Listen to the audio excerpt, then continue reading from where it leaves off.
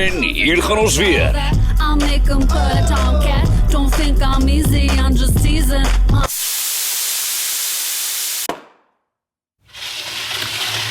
Nou, Patria se beurt. Sit vas, hou vas. This is gonna be a bumpy ride vir die ouens.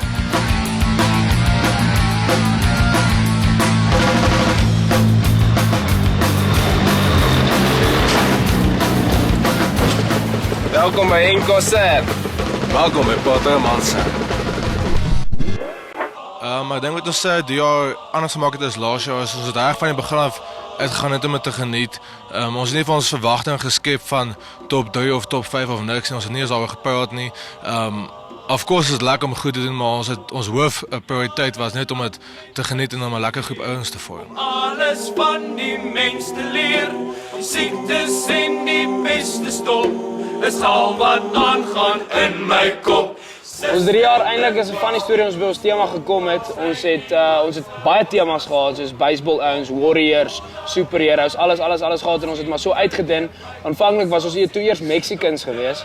En toe dit omtrent vasgemaak is, toe kom ons agter maar ons repertoire so lekker en kicking dat Mexicans nie inpas nie. So toe besluit ons maar op dokters, want surgeons eintlik wat meestal met daai liedjies link en wat daai lekker tema is. So ons het lekker klere, ons het lekker liedjies en alles link maar met die surgeon ding.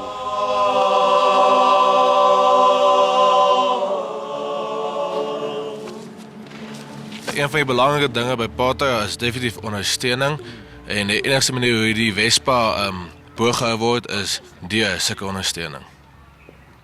Goed ouens, hou maar vas.